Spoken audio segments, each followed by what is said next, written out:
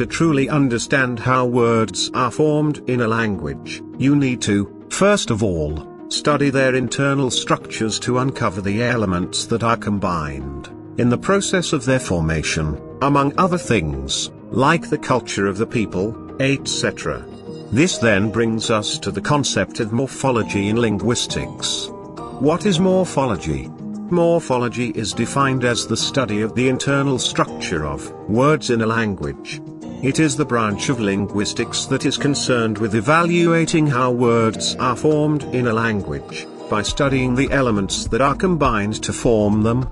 Morphology is, in more simpler terms, the study of morphemes. Now, words are not the smallest unit of a language. You might want to add that sounds are the smallest unit of a language, and you would not be totally wrong about that. However, sounds are in a different class of their own, which is the field of phonology and phonetics. In phonetics, phonemes, which represent sounds, are the smallest unit of meaning, while tone groups are the largest units of meaning. Back to morphology now. Morphemes are important in morphology because of the crucial role they play in the formation of words. Hence, they are their smallest unit of meaning in language, directly lower than words. The largest unit of meaning in language is a sentence. What are morphemes? Morphemes are defined as the smallest indivisible units of meaning in a language. What this means is that, not only are morphemes the smallest meaningful units in a language, but also, they cannot be further broken down without losing meaning. To understand this better, you need to know how the grammatical rank scale works. There is a rule that states that one or more of the units below make up the units above on the rank scale.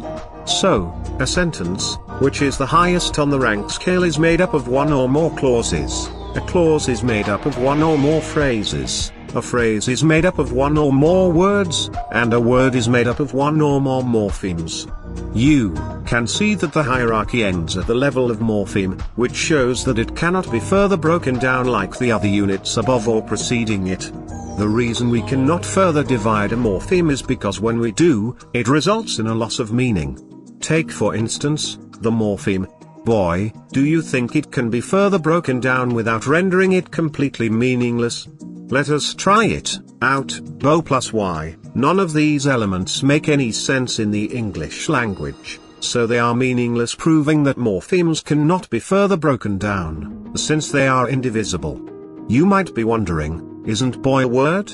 Yes, of course, it is a word, and we will be getting to that shortly. There are two types of morphemes, namely, free morphemes and bound morphemes.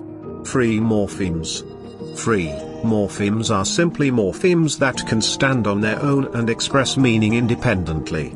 That means, these morphemes do not need to be combined with any other element to be meaningful, as they can express meaning on their own. This is why it is said that all free morphemes are the equivalent of words, but not all words are free morphemes. So there you have it, free morphemes are the same as words, and the example I used earlier, boy, proves that. Remember that one or more of the units below make up the units above, so a word can be made up of one morpheme, which has to be a free morpheme, or more than one morphemes, which often include a free morpheme and a bound morpheme. Now the reason why it is said that not all words are equal to free morphemes, like all free morphemes are equal to words, is simply because some words can be composed of more than one morpheme. For instance, cats is a word made up of a free morpheme, cat, and a bound morpheme, s. Before we go into bound morphemes, here are some examples of free morphemes: I, kid, show, cut, late, etc. Bound morphemes.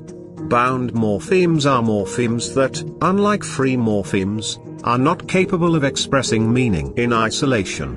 This means that bound morphemes need to be attached to an independent element in order to be meaningful, or express meaning. Take for instance, in the word, boys, there are two morphemes, boy and s.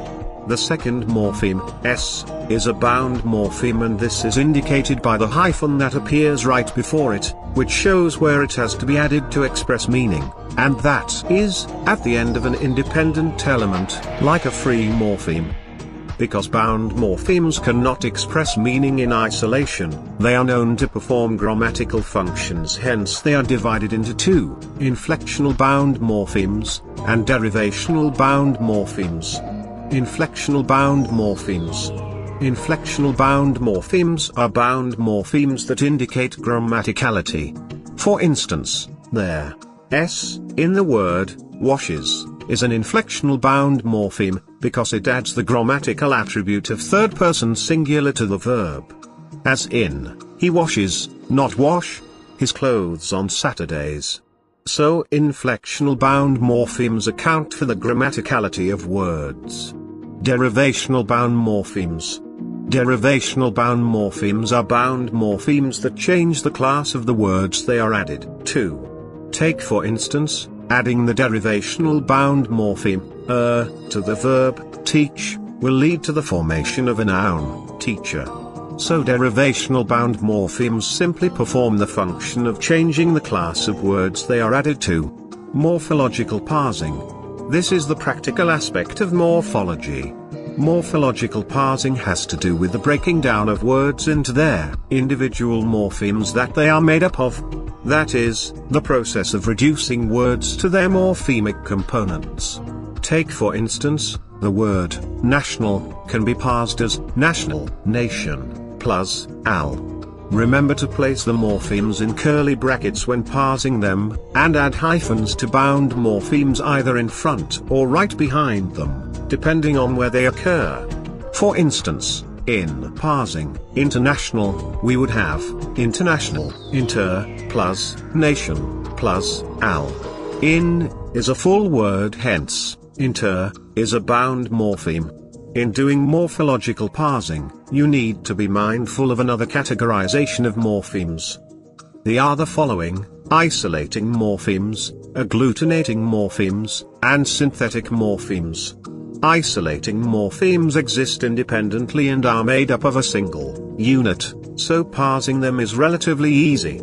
For instance, girl, girl. Agglutinating morphemes are morphemes that can easily be identified from words just by looking at them. For instance, ability, able, plus, ity. Synthetic morphemes are morphemes that, unlike agglutinating morphemes, cannot be easily identified in words, and require an understanding of the word under analysis. Take for instance, best, good, plus, est. So morphology has to do with the study of the elements that make up words known as morphemes. Morphemes are the lowest on the grammatical rank scale and are referred to as the smallest indivisible units of meaning in a language. There are two types of morphemes: free morphemes, which are morphemes that can express meaning on their own, and bound morphemes, which are morphemes that cannot express meaning in isolation. Morphological parsing is the process of reducing words to the morphological elements they are comprised of. Understanding morphology will inform you on how words are formed in a language, to be able to form your own words following